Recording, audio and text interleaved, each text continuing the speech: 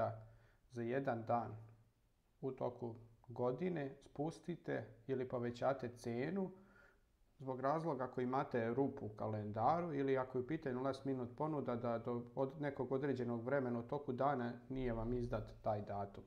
Potrebno je da budete ulogovani na sajtu, zatim posjetite sekciju Moji apartmani, zatim odete u sekciju kalendari. Mi ćemo u ovom slučaju iskoristiti rupu u kalendaru koju imamo za 25. jun, pošto su na 23. i 24. zauzeti, 26. i 27. postavit ćemo sniženje od 5 € kako bismo izdali ovaj dan u kalendaru. Spustimo se ispod cenovnika, vidimo da su naše osnovne cijene za 1 i 2 osobe 30, za 3 i 4 osobe su 40 €, hoćemo da ispustimo za 5 €. To ćemo raditi putem specijalnih pravila. Kliknemo na dugme Dodaj specijalno pravilo, izaberemo datum u kalendaru 25. da je završetak i početak 25. to je znači jedan dan.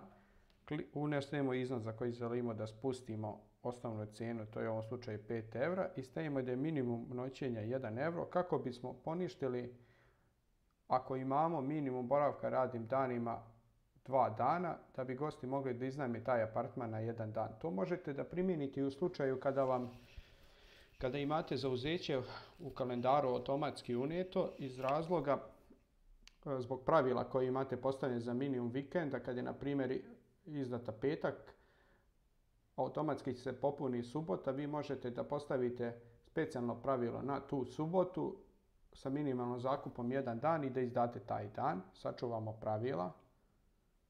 Kada smo sačuvali pravilo se nalazi kod nas ovdje u kalendaru, znači primijenjeno je za od 6.25.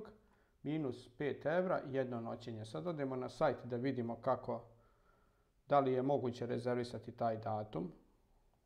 Kliknemo na naziv apartmana, odemo na sajt, nađemo 25. i ovdje vidimo da nam je 23. i 24. apartman zauzet, da je slobodan 25. i da gost može izvršiti rezervaciju na jednu noć i da je cijena 25 €, 5 € niža cijena nego naša osnovna cijena za period zakupa od 1 do 3 noćenja.